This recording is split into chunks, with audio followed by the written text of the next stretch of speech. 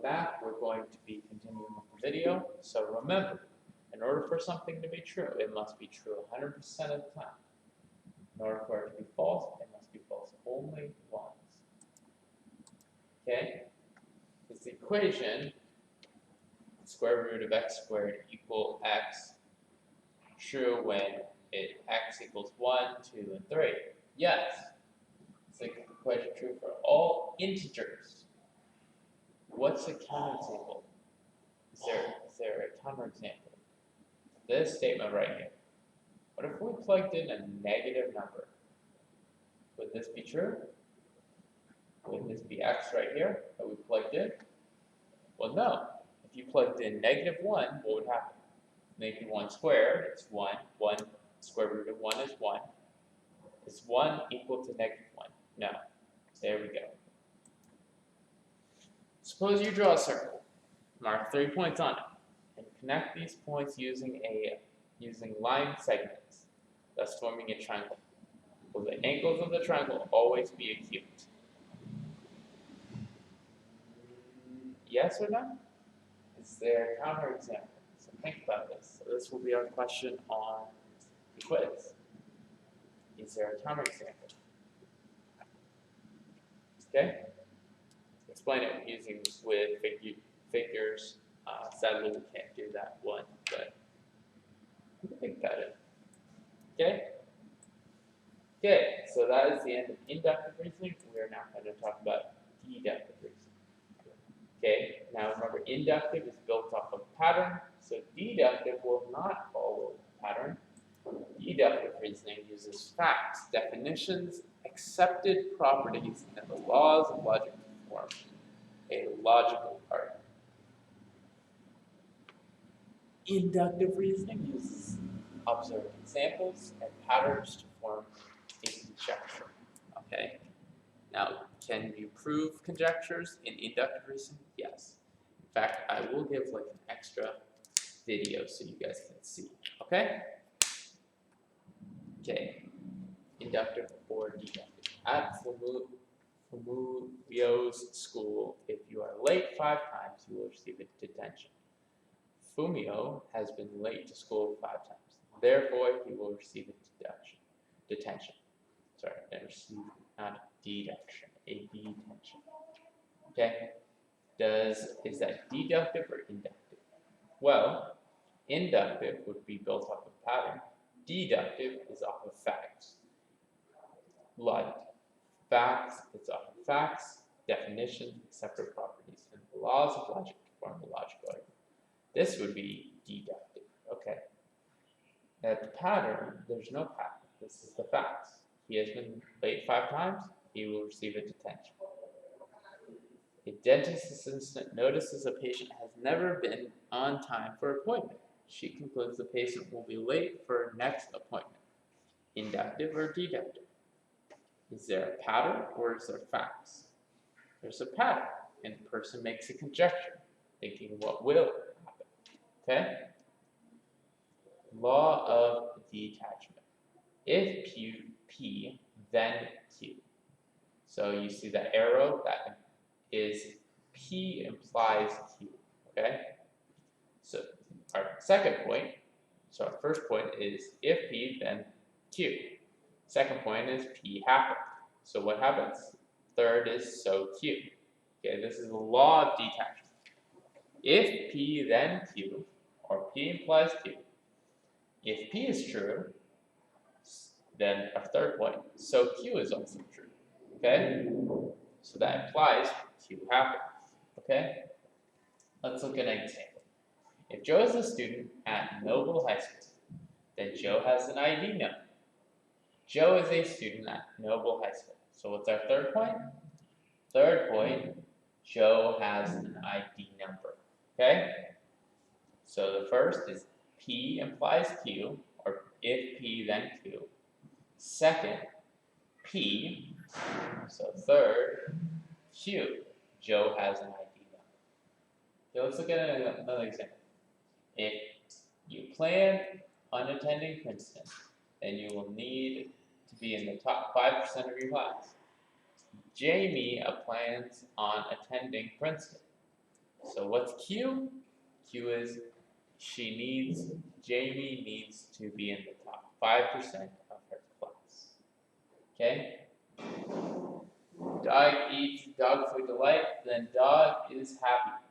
Fido is a happy dog. Wait, which one is that? Is that P or is that Q? So if P is dog eats dog food delights. Q is dog is happy. So number 2 said Fido is a happy dog. So actually, we won't have any conclusion, no conclusion, because we skipped over P. We did if P then Q, Q. Well, that doesn't imply anything. Q doesn't imply anything. If Fonzo is a fish, then he can swim. Fonzo can swim. Is that P or Q? What did we just do? Number 2 is Q, so no conclusion. You can't do law of detachment, okay? If the class is long and boring, then a student in the class is likely to daydream. John is daydreaming in science class. Is this the law of detachment? If class is long and boring, P, then the student in the class will likely daydream. Q, John is daydreaming in science class. There is no conclusion, okay? No conclusion, because we don't have our second point needs to be P. If you want to have good health, you should eat vegetables and fruit every day. Jackie wants good health. Is that P or Q? That is P. So then, our third point, Jackie should eat vegetables and fruits every day. Okay? This is the law of syllogism. So there's 2 laws in chapter 2.3 that we need to know. Law of detachment, law of syllogism. If P then Q, P implies Q. Second, if Q then R, Q implies R. If P then R is our third point. So basically it's kind of law of syllogism is the train.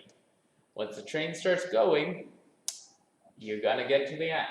So if P then Q, P implies Q. If Q then R, Q implies R. So if P, then with this train, we're reaching R. Okay? Let's look at some examples. If you were born in Mexico, then you were born in North America. If you were born in North America, then you're born in the Western Hemisphere. If you were born in Mexico, then you're born in the Western Hemisphere. So if we highlighted this, if this is our, oh, do we have a stylus? Let's get a laser pointer. Okay, so if you're born in Mexico, that's a P. Then you were born in North America, that's a Q. If you're born in North America, that's our Q from right over here. Then you were born in the Western Hemisphere, that's our R. So if you're born in Mexico, that's back to here, our P. Then you were born in the Western Hemisphere, that's our Q. That's our R. Okay, try to do this for yourself. Which one's P? Which one's Q? Which one's R? If you drive a car, then you have a license. If you have a license, then you pass your driver's test. If you drive a car, then you pass your driver's test. Which is P? Which is Q? Which is R? P, Q, Q then R, P then Q, then R. Okay? Okay? If the team wins, then we will celebrate. If we celebrate, then we will be out late. Okay, remember P then Q, Q then R, so P then R. If the team wins, then we will be out late. If 2 angles are vertical, they do not form a linear pair.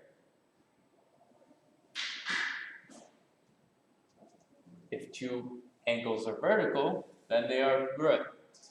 So 1 is P then Q, 2 is P then R, we've got no conclusion. Okay? Remember, it's P then Q, Q then R, P then R. If you drive safely, then you may save, then the life you save may be your own. Sheen drives safely, then the life he saves is his own. Which one is it? Is it the law of detachment or the law of syllogisms? It is the law of detachment. Good job. If two angles are right, they are congruent. A and B are congruent. 3, A and B are right angles. Is that true? Neither law of detachment nor syllogism. It's out of order. Okay, thank you so much, guys. I hope to see you soon. Again, your tests will be put up by the end of third period.